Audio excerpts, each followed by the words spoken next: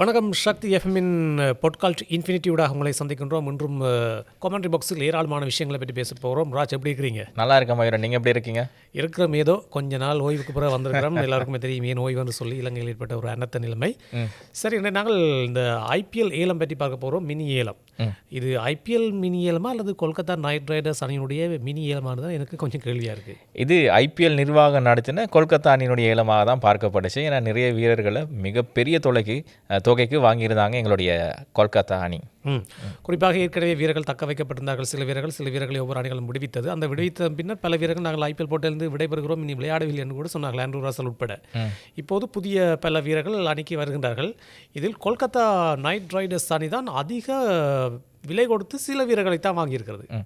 உண்மையான விஷயம் ஆயிரும். இப்போ கொல்கத்தா அணியை பொறுத்தவரையில் ஆரம்ப காலத்திலிருந்தே அதிகமான விலைக்கு நிறைய வீரர்களை வாங்கியிருந்தேன். ஆண்ட்ரூ ரசல்லிருந்து அதே போன்று பேட் காமின்ஸ், மிச்சல் மாஸ், அதே போன்று தினேஷ் கார்த்திக், வெங்கடேஷ் ஐயர் கடந்த வருடம் வாங்கப்பட்டார். இப்படி நிறைய வீரர்களை வாங்கியிருந்தாலும் அந்த அணிக்கு அதிகமாக விலை கொடுத்து வாங்குகின்ற வீரர்கள் அந்த வருடம் சிறப்பாக செயற்படுவதில்லை. சிறந்த உதாரணம் கடந்த வருடம் வாங்கியிருந்த வெங்கடேஷ் ஐயர். இந்த வருடம் 25 கோடிக்கு ஏலத்தில் வாங்கப்பட்டிருக்கின்றார் கேமரூன் கிரீன்.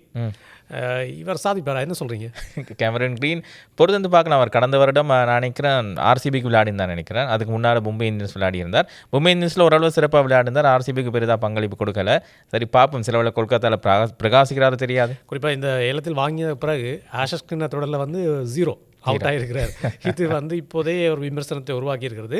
ஆனால் அதே போல் இலங்கையினுடைய மதிஷ பத்ரன, சென்னை சூப்பர் கிங்ஸ் அணியின் ஒரு வீரராக பல காலமாக இருந்தவர், சென்னை அணிக்காக பல போட்டிகளில் வெற்றிகளை பெற்றுக் கொடுத்தவர், இப்போது அவரும் ஏலத்தில் கொல்கத்தா அணிக்காக வாங்கப்பட்டிருக்கிறார். இல்லை, உண்மையான விஷயம் மயிரன், இப்போ உங்களுக்கு ஒரு கதவு பூட்டுதுன்னு சொன்னால் இன்னொரு கதவு பெருசாக திறக்கும் அப்படின்னு சொல்லுவாங்க. மத்தியசக்கு அப்படி தான் நினைக்கிறேன். சென்னை அணிக்கு 12 கோடின்னு நினைக்கிறேன் இல்லையா? 12 கோடின்னு நினைக்கிறேன். அப்போ இதுக்கு அவருக்கு 18 கோடி கொடுத்து வாங்கியிருக்கிறாங்க. அது இலங்கை மதிப்பில் நீங்கள் பார்த்தீங்கன்னு சொன்னால் கிட்டத்தட்ட 61 கோடி. அதே வேளையில் இந்த கேமரூன் கிரீனுக்கு கொடுக்கப்பட்ட 25 கோடிகள் அந்த 25 கோடியும் அவருக்கு வழங்கப்படாது. மயூரன், என்ன நடந்தது? ஐபிஎல் ஒரு விதிமுறைப்படி எந்த ஒரு வெளிநாட்டு வீரருக்கும் 18 கோடி தான் அதிக கூடுதலான விலை. மத்திரன தப்பிச்சிட்டார். அதுக்கு கூடுதலாக யாராவது விலை கொடுத்து வாங்கப்பட்டால் அந்த 18 கோடிக்கு மேலதிகமாக இருக்கிற காசு அவ்வளவுமே ஐபிஎல் நிர்வாகத்துக்கு கொடுக்கப்பட வேண்டும். ஏனென்றால் வீரர்களின் நலம் விடயமாக அந்த காசு பின்னர் பயன்படுத்தப்படும் என்றுதான் ஒரு விதி இருக்கிறது. எனவே கேமரூன் கிரீன் 25 கோடிக்கு வாங்கப்பட்டாலும் அவருக்கு 18 கோடி தான் வழங்கப்படும். இப்போ உண்மையாக வெளிநாட்டு வீரர்கள் அதிகமான ஏலத்தொகைக்கு போகும்போது ஐபிஎல் நிர்வாகம் சந்தோஷமாக இருக்கும் இல்லையா? கட்டாயம், அவங்களுக்கு கொஞ்சம் பணம் பேர் தானே. அதே வேளையில் முஸ்தபிஸ் ரஹ்மானையும் வாங்கியிருக்கிறது கொல்கத்தா நைட் ரைடர்ஸ் அணி. என்ன மாதிரி இப்போ நீங்கள் எத்தனை பேரை வாங்கிறீங்க? மத்தியச பத்திரன, முஸ்தபிஸ் ரஹ்மான், அதே நேரத்தில் மிச்சல் ஸ்டாக்கும் அங்கே தான் இருக்கிறார். இப்போ ஒரு அணியில் 4 வெளிநாட்டு வீரர்கள் தான் விளையாட முடியும். சுனில் நாராயணும் இருக்கிறார். அப்போது நீங்கள் என்ன இவங்களை பயன்படுத்த போகிறீங்க? கொஞ்சம் மாற்றி விட போல இருக்குது. ஆனால் இவருக்கும் அதிக விலை கொடுக்கப்பட்டிருக்கிறது, 9.2 கோடி. குறிப்பாக இலங்கையின் மத்தியச பத்திரன இலங்கை சார்பாக ஐபிஎல் விளையாட்டில் அதிக தொகைக்கு ஏலம் போயிருக்கிறார். அதே போல தான் முஸ்தபிஸ் ரஹ்மானும் பங்களாதேஷை பொறுத்தவரையில் அதிக தொகைக்கு ஏலம் போன ஒரு வீரராக மாறியிருக்கிறார். அதே போன்று எங்களுடைய வனிது வசரங்க, பேத்தம் நிசங்க, யஷான் மலிங்க, அதே போன்று கமிந்து மெண்டிஸ் ஆல்ரெடி அவங்க ஏலத்தில் இருந்திருந்தாங்க. இப்போது அணியால் தக்க வைக்கப்பட்டிருந்தாங்க. இதில் பெத்தும் நிசங்க தான் எங்களுக்கு ஒரு ஆச்சரியம் தரக்கூடிய விஷயமா இருக்குது. நான் நினைச்சேன் யாரும் எடுக்க மாட்டாங்க அப்படின்னு. ஆனால் அண்மை காலமான சிறப்பான பெறுபர்கள் ராஜ் அவரை கொண்டு வந்திருக்கின்றது. 2 கோடிக்கு டெல்லி கேபிட்டல்ஸ் அணிக்கு வாங்கப்பட்டிருக்கிறார். எனவே டெல்லி கேபிட்டல்ஸ் அணிக்கு ஆரம்ப துடுப்பாட்ட வீரர் கிடைத்திருக்கிறார். இவரோடு விளையாட போவது யார் என்பது கேள்வி என்று சொன்னால் பல வீரர்கள் இருக்கின்றார்கள்.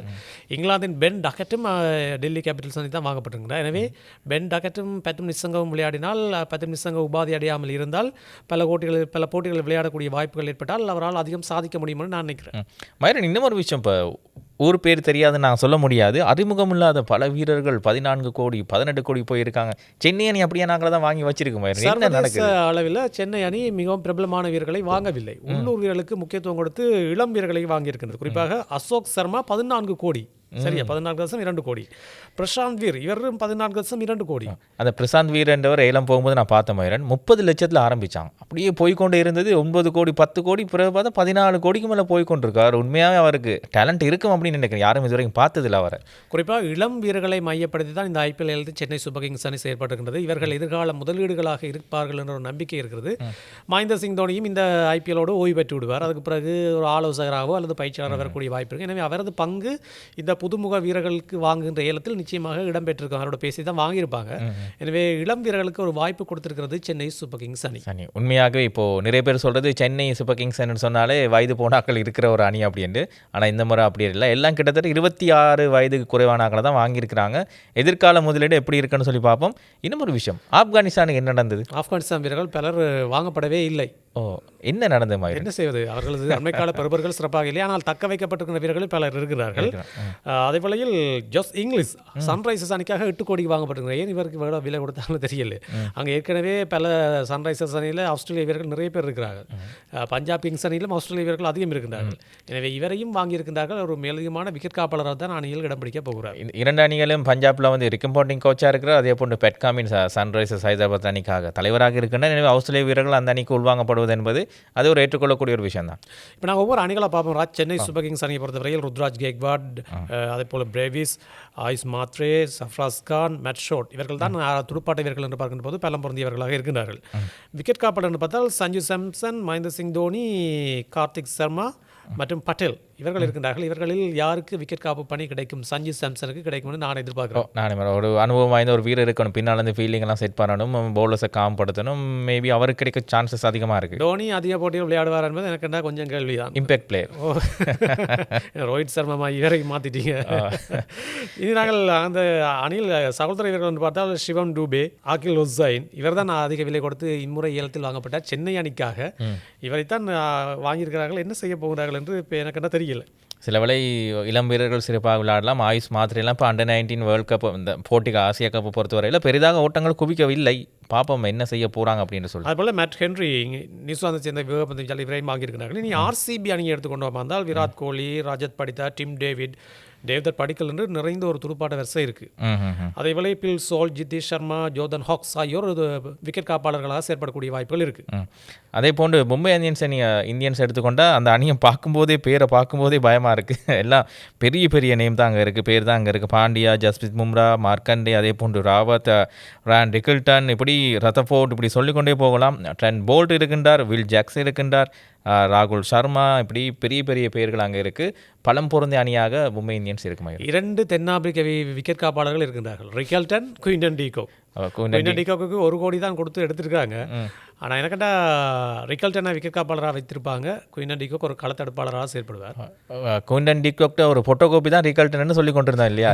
அதனால இப்போ ஆரம்ப துடுப்பாட்ட வீரர் யார்? ரோஹித் சர்மா ரிக்கல்டனா அல்லது ரோஹித் சர்மா குயின்டன் டீகோக்கா அல்லது குயின்டன் டீகோக் ரிக்கல்டனா யார்? நான் ரோஹித் சர்மாவை போவாங்கன்னு நினைக்கிறேன். பைரன் குயின்டன் டீகோக்கு ஒரு அனுபவம் இருக்கப்படியா. ரயன் ரிக்கல்டன் இப்போ அண்மைய காலங்களில் பெருசாக செயற்படலை, பெரிதாக அவரோட ஓட்டங்கள் குவிக்கலை. இப்போ குயின்டன் டீகோக் இப்போது செஞ்சுரியும் அடிச்சிருந்தார் இந்திய அணிக்கு எதிராக. மேபி அவருக்கான சான்சஸ் இருக்குது. சரி, நாங்கள் சன்ரைசர்ஸ் ஹைதராபாத்துக்கு வருவோம். தமிழர்கள் சர்மா, டிராவிஸ் ஹெட் இம்முறை 300 ஓட்டங்கள், இடைப்பாட்டம் வெறும் 200 ஓட்டங்கள் வரும் அப்படின்னு நினைக்கிறேன். ஏன்னா இப்போ 2 பேரும் நல்ல ஃபார்மில் இருக்கிறான்.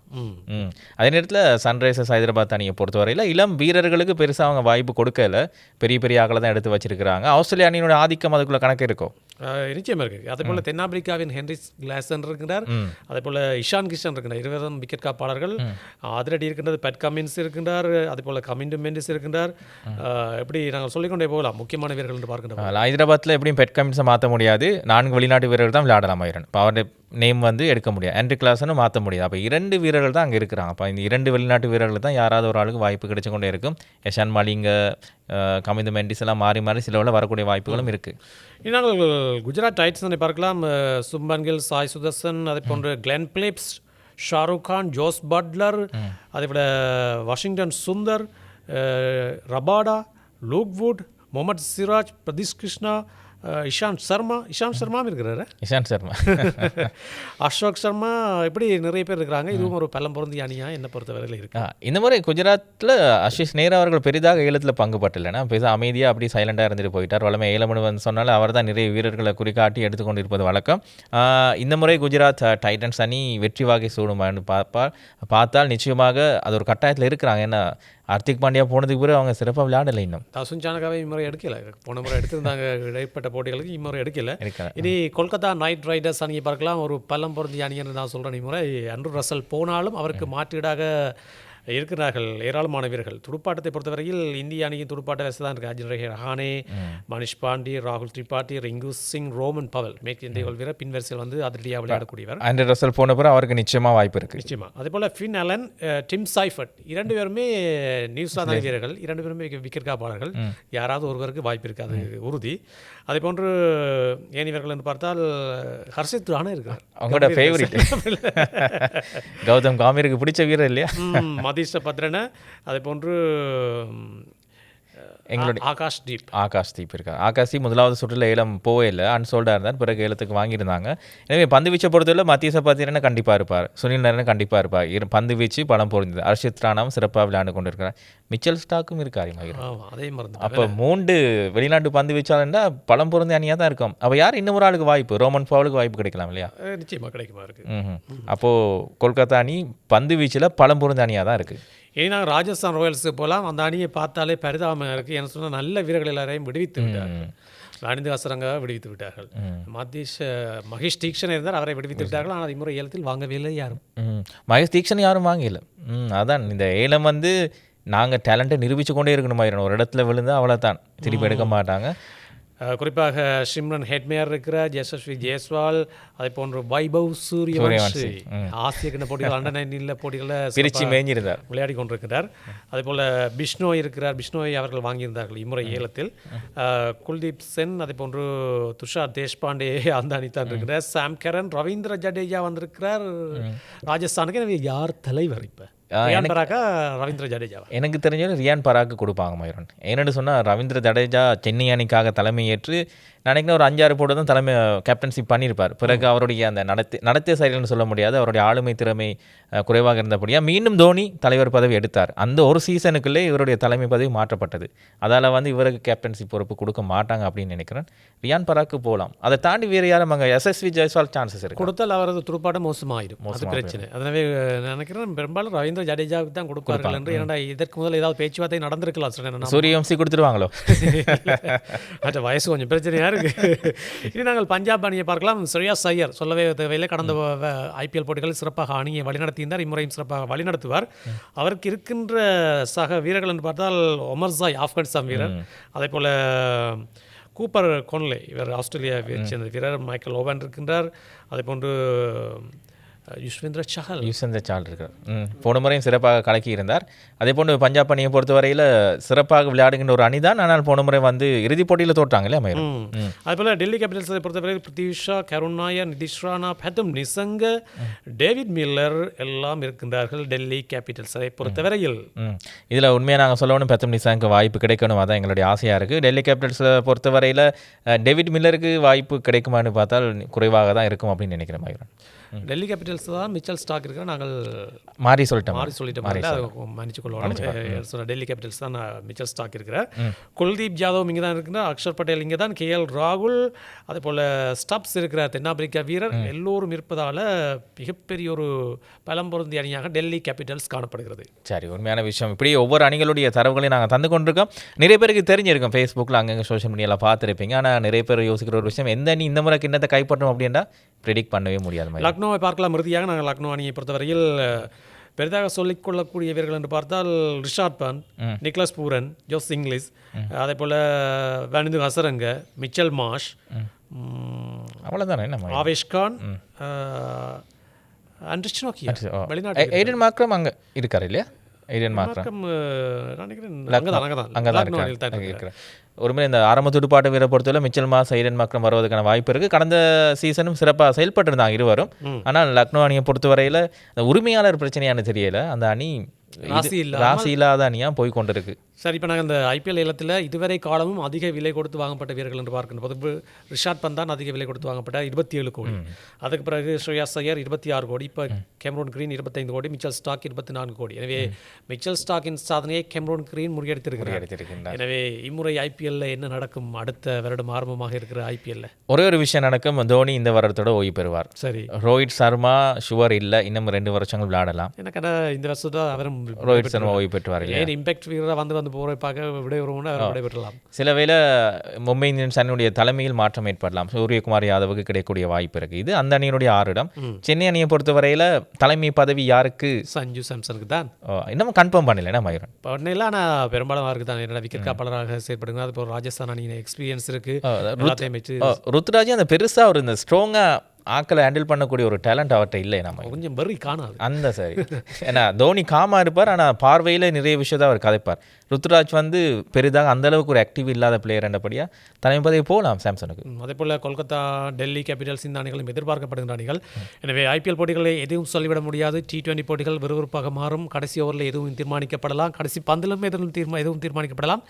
எனவே எதிர்பார்ப்போடு காத்திருங்கள். அதை பற்றி அதிகமான விவரங்கள் வருகின்ற போது அவற்றை நாங்கள் பகிர்ந்து கொள்ள காத்திருக்கிறோம். சரி, கமெண்ட்ரி பாக்ஸில் நீங்கள் இந்த நிகழ்ச்சியை பார்த்து கொண்டிருந்தா உங்களுக்கு என்ன கருத்து இருந்தாலும் என்ன கமெண்ட்ஸ் இருந்தாலும் கீழே பதிவு செய்யுங்க. அதை நாங்கள் இணைச்சு கொள்றதுக்கு தயாராக இருக்கோம்.